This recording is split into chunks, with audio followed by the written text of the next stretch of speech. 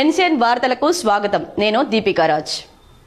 ప్రతిపక్షం గొంతును అనగతొక్కడమే ప్రభుత్వ లక్ష్యంగా పెట్టుకుందని మాజీ మంత్రి బాల్కొండ ఎమ్మెల్యే వేముల ప్రశాంత్ రెడ్డి అసెంబ్లీ ఎదుట మీడియాతో మాట్లాడారు.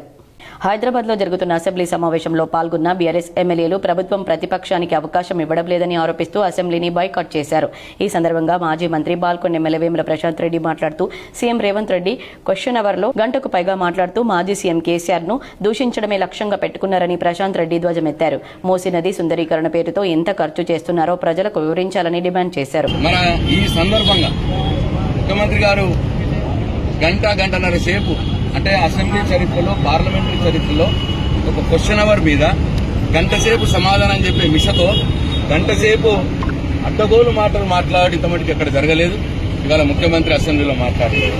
గంటసేపు ఆయన మాట్లాడిందల్లా కేసీఆర్ గారి మీద విషం చిమ్మడం, కేసీఆర్ గారి చావు కోరుకోవడం, అట్లాగే హరీష్ రావు గారి మీద బాడీ షేమింగ్ చేయడం. ఇద్దపై గంటలో ఆయన చేసిందేం లేదు. హరీష్ రావు గారు స్ట్రేట్ క్వశ్చన్ అడిగినాడు. మూసీ నదిలో మంచినీళ్లు సరఫరా చేస్తామని ప్రభుత్వం వెల్లడించింది. ఆ నీటిని ఏ ప్రాజెక్టు నుంచి తీసుకువస్తారో తెలపాలని ప్రశ్నించినందుకు ప్రభుత్వం నుండి ఎలాంటి జవాబు రావడం లేదన్నారు. ప్రతిపక్షానికి మాట్లాడేందుకు అవకాశం ఇవ్వనందుకు నిరసన తెలుపుతూ బైకాట్ చేసినట్లు ప్రశాంత్ రెడ్డి పేర్కొన్నారు. ఇద్దపై గంటలో ఆయన చేసిందేం లేదు. హరీష్ రావు గారు స్ట్రేట్ క్వశ్చన్ అడిగినాడు.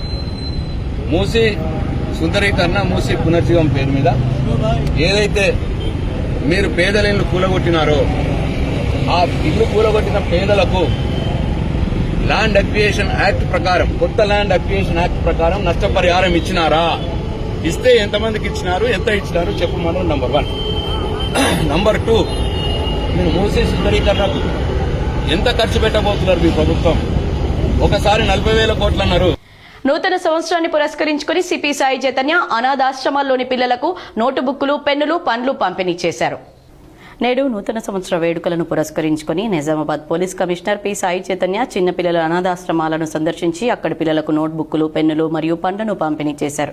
ఈ సందర్భంగా ఆయన పిల్లలతో మమేకమై వారి భవిష్యత్తు లక్ష్యాలపై మాట్లాడారు. పిల్లలు విద్యలో ముందుకు సాగాలని ఆకాంక్షిస్తూ ఇలాంటి సేవా కార్యక్రమాలు కొనసాగుతాయని తెలిపారు. ఈ సందర్భంగా చిల్డ్రన్స్ హోమ్ ఫర్ గర్ల్స్, శిశు గృహ specialised adoption centre, hearing impairing అనాథాశ్రమాలు పర్యవేక్షణ చేశారు. ఈ సందర్భంగా అదనపు DCP G Baswareddy, town 4 SHO Satish Kumar, town 3 SI Haribabu, అనాథాశ్రమాల సూపరింటెండెంట్లు వినోద, శోభారాణి, అనిత తదితరులు పాల్గొన్నారు. బాధిత కుటుంబ సభ్యులకు మాజీ మంత్రి బాల్కొండ ఎమ్మెల్యే ప్రశాంత్ రెడ్డి LOC అందజేశారు. కమర్పల్లి మండలం బషీరాబాద్ గ్రామానికి చెందిన అంకడి రాజేందర్ కిడ్నీ సంబంధిత సమస్యతో బాధపడుతూ నిమ్స్ హాస్పిటల్లో చికిత్స కొరకు చేరగా స్థానిక నాయకులు ఎమ్మెల్యే దృష్టికి తీసుకురాగా చికిత్స నిమిత్తం 1,10,000 రూపాయల LOC మంజూరు చేయించి ఈ రోజు హైదరాబాద్ లోని నివాసంలో బాధితుని కుటుంబ సభ్యులకు LOC కాపీని ఎమ్మెల్యే వేముల అందజేశారు.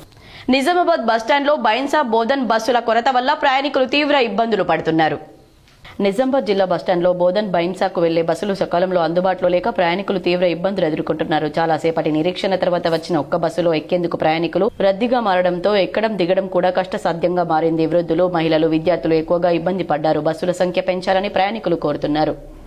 పోచంపాడ్ బాలికల రెసిడెన్షియల్లో బాలిక మృతి చెందిన సంఘటనపై విచారణ చేయాలని PDSU నాయకులు డిమాండ్ చేశారు. ఈ సందర్భంగా PDSU జిల్లా అధ్యక్షుడు నరేందర్, విద్యార్థిని కుటుంబ సభ్యులు మాట్లాడుతూ అనారోగ్యంతో బాధపడుతున్న విద్యార్థిని సాయిలిఖితను ప్రిన్సిపల్, ఆరోగ్య సిబ్బంది పట్టించుకోకపోవడం వల్ల వాంతులు చేసుకుని ప్రభుత్వ ఆసుపత్రికి తీసుకెళ్లే లోపే తీవ్ర అనారోగ్యానికి గురై మృతి చెందిందని, అమ్మాయికి డెంగ్యూ అని రిపోర్టులో తేలిందన్నారు. అధికారులు స్పందించి గురుకుల పాఠశాల ప్రిన్సిపల్, సంబంధిత సిబ్బందిపై చర్యలు తీసుకోవాలని, వారిని తక్షణమే సస్పెండ్ చేయాలని డిమాండ్ చేశారు. ఈ కార్యక్రమంలో విద్యార్థిని తల్లిదండ్రులు, PDSU నాయకులు తదితరులున్నారు. సంక్షేమ గురుకుల పోచంపాడులో ఏదైతే డిసెంబర్ 17వ తేదీన సాయి లిఖిత అనేటువంటి విద్యార్థిని మృతిపై సమగ్రంగా విచారణ జరిపించాలని చెప్పేసి ఈరోజు విద్యార్థిని తల్లిదండ్రులు, అదేవిధంగా PDSU ఆధ్వర్యంలో ఈరోజు సబ్ కలెక్టర్ గారికి మెమోరాండం ఇవ్వడం జరిగింది.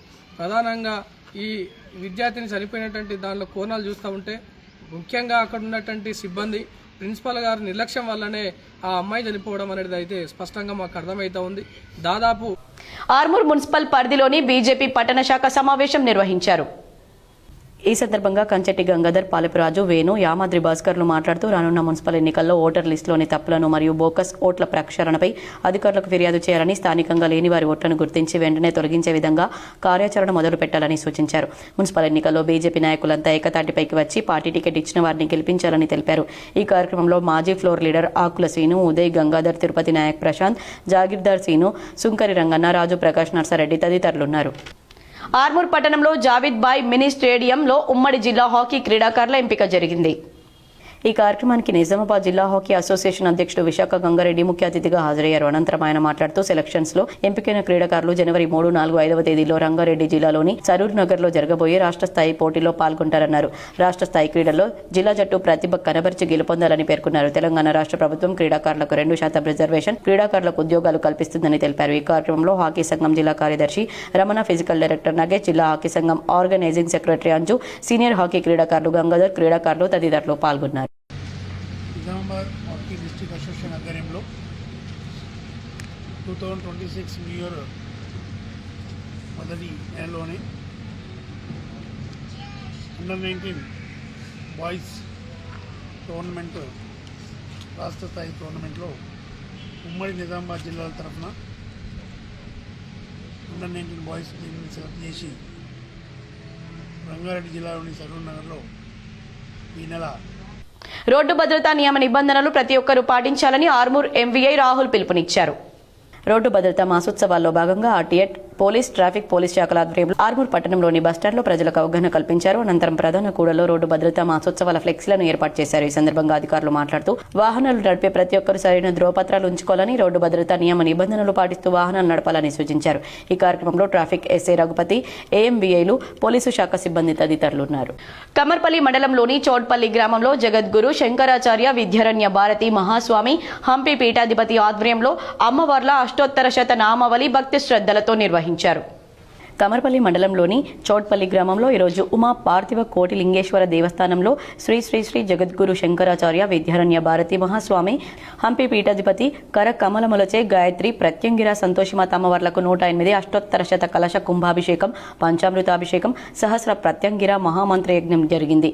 ఈ కార్యక్రమంలో వివిధ పుణ్యక్షేత్రాల నుండి వచ్చిన వేద పండితుల మంత్రోచ్చారణల మధ్య జరిగింది. పరిసర గ్రామాల, జిల్లాల నుండి వచ్చిన భక్తులకు స్వామివారి అన్నప్రసాదం, హంపి స్వామివారి ఆశీస్సులు ఇచ్చారు. ఆలయ ధర్మకర్తలు భువన గంగా ప్రసాదు దీక్షితులు మాట్లాడుతూ వచ్చే పుష్య పౌర్ణమి ఆరుద్ర నక్షత్రం సందర్భంగా కోటి లింగేశ్వర స్వామికి 108 కలశాలచే కుంభాభిషేకం మరియు సహస్ర ప్రత్యంగిర మంత్ర యజ్ఞం పూర్ణాహుతి ఉంటుందని తెలిపారు. అధిక సంఖ్యలో భక్తులు పాల్గొనాల్సిందిగా తెలియజేశారు. కాలాయ నమః కల వికరణాయ నమో బల వికరణాయ నమో బలాయ నమో బల ప్రమదనాథాయ నమః సర్వభూతదమనాయ సర్వసర్వేభ్యో నమస్తే రుద్రరూపేభ్యః తత్పురుషా విద్మహే మహాదేవాయ ధీమహి తన్నో రుద్రః ప్రచోదయాత్. గురుపాదుకా దేవతాభ్యో నమో నమః.